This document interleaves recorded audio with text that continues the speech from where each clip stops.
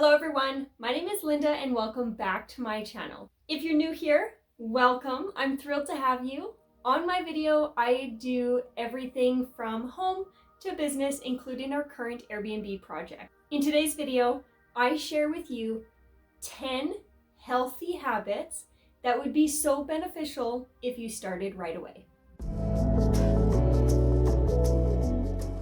When I think of healthy habits, so often we think about our physical being. However, I believe that healthy habits extend beyond just our own body and some of the things that we hear all the time, which I'll probably mention. But I break it down into the physical body, the environment that we are in, and mental health.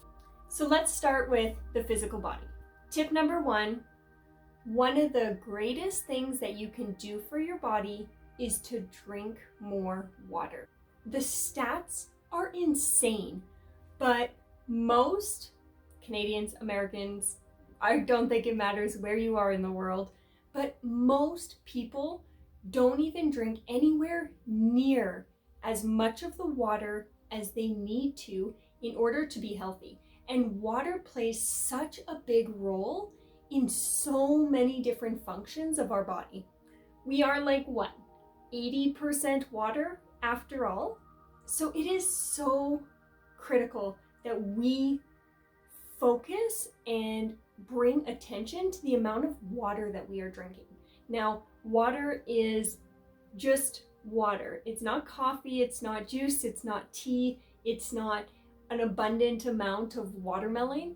It's just water. My biggest trick, at least that's worked for me to help me drink more water, is to find a great water bottle that you really love. Bonus, if it has a straw. I have myself one of these super epic travel mugs. It keeps ice really cold for a really long time, and the straw, easily the deal breaker. This tumbler is 30 ounces, and with a straw, I can crush 30 ounces in a pretty quick amount of time. When it comes to water intake, there are so many different metrics that we hear when it comes to how much water you should drink. Now, we always hear 8 glasses a day. Now, don't get me wrong, if you're drinking 8 glasses a day, that's a really great start. But years ago, I also found a metric that basically stated that you should be drinking half of your weight in ounces. So let's say if you are 120 pounds, then you would need to drink 60 ounces of water. Different things come into play. If the weather where you're at is really, really hot, you should drink more water. If you are very physically active, you should drink more water. But at least half your weight in ounces is a really great start. Tip number 2, be conscious about what it is that you are choosing to eat. Think of it this way: what we choose to consume, water, beverages, food, is probably one of the most intimate things that we can do. We are literally putting food into our body. This is not the outside realm. This is literally the only body you have. What are you choosing to put into it? Now, I'm a huge advocate for balance. I believe that we should enjoy foods that we deem delicious, and maybe sometimes those foods are not always healthy, but I believe that any food in a healthy moderation is totally okay. I also believe that while there are a million different fad diets or eating habits that are out there, it's also important to honor and respect your body in terms of finding a diet that works for your individual needs. But if you are eating in a healthy way for you and you feel good and nourished and healthy, then you're probably right on track. If you don't feel nourished and healthy and strong, then you're probably not drinking enough water, and you probably need to reevaluate if what you're eating is doing your body good. But what we eat is so powerful in helping fuel our body for many of the different functions that it needs to perform. And the better it performs, the better we feel on a day-to-day basis. But tip number 3 is to move your body. And move your body looks very different for everybody. Moving your body could be going to the gym, it could be lifting a bunch of weights, it could be going for a run. Maybe you like to run a marathon, that's fantastic. It's not currently my thing, who knows, maybe one day, maybe not, probably not. But moving your body is so important. The word exercise comes from the root word exorcism, which, not to lean on horror movies, but it is to essentially exorcise the body of all of the unnecessary toxins in our body. Essentially, moving our body and getting energized helps move the fluids through our lymphatic system and helps us drain all of the stagnant and toxic things that our body is trying to flush out. So when we go to the gym or we go for a good walk and we sweat, that is our lymphatic system flushing itself. It is healthy. And it's not always about going really, really hard. Sometimes it's just about going for a short walk in the morning, going for a short walk in the evening, and if you have a dog, they will thank you. But ultimately, it's just about awareness again. It's being aware when you've been sitting too long at the desk or spending too much time sitting on the couch to get up and move and get all of our lymphatic system moving and flushing and doing its natural thing. Tip number 4, as it relates to the body. A really big switch that Jason and I have done over the last couple years is we've chose to be a lot more conscious about the different things that we expose our body. And what I mean by this is the products that we bring into our home. If we consider the things that we directly put onto our skin being our largest organ, stuff like shampoos, conditioners, deodorants, body washes, lotions, makeup, these are all things that we are putting directly on our body. Now, if these products are filled with not the best chemicals, then it is inevitable that those chemicals, to a certain degree, are coming in contact with and coming into our body. Don't get me wrong, we cannot avoid all of them. And I'm guilty because I still choose to color my hair. But if we can choose to eliminate some of the harsh chemicals in most areas, then the things that we can't really avoid, we are then not building up such an accumulation of these toxic chemicals in our body. Some of the biggest things that Jason and I have switched out of our both home and beauty regimens, I guess you could call it, is that we've started first off by switching to an all natural cleaning company. Personally, we use Attitude. I really like them. They're also Canadian-based companies, so I love the fact that I'm supporting something made within our own country. But we have switched over our body washes, all of our cleaners, dish soaps, the list goes on. I have a video where I talk about Attitude in my top 5 favorite products. I've also personally made the switch to Sweet Leilani Cosmetics, another one of my 5 favorite products. I do absolutely love them. Again, no affiliates in this video. I'm just genuinely a big fan of their product. I noticed there was a time where my face was really, really struggling in terms of acne. I noticed back then that the harsh chemicals were just creating an environment where my face wasn't healthy. When I made the switch to a more natural makeup option, I noticed significant improvements in my skin. So it's small changes like that where I'm not saying go throw it out. Maybe go throw it out if it's really, really bad. But as you start to use things up, choose to replace them with things that are so much better for you, your home, and everyone who lives in it.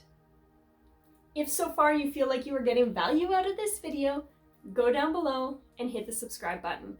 I absolutely love having you guys join me on all these videos. I love reading your comments, and I'm just so grateful when you guys keep coming back for all of the videos that I share in the future. Also, give this video a like because it helps me tremendously. But otherwise, let's move into the next area of healthy habits, which is our environment. Our environment obviously encompasses the last thing I spoke about, as our environment is the areas that we live. So obviously having healthy cleaning products definitely impacts and rolls into environment as well. But our environment is also things like the state of our home. I am such a big fan of decluttering our home. Maybe it's because I've done it and I've experienced the difference that it has made, but I truly believe that a decluttered home equals a decluttered mind. And if you can spend less energy stressing about the home and the clutter and the mess, and more time worrying about the things that are really important in your life, then overall, that in itself is a healthy habit. So whether it be that you have to really take some time, start going through room by room and getting rid of the things that don't serve you, or you need to either adapt a cleaning regimen that works for you, or just throw it out there, hire a cleaner once a month to come by and do the deep clean stuff. Having a clean, tidy, and stress-free home is tremendously valuable and creates more health in your life, usually because there's less stress. So a clean environment goes a long ways towards becoming a healthy habit. Tip number 6, the next one fits into environment, maybe kind of into mental health, but creating time and space for yourself.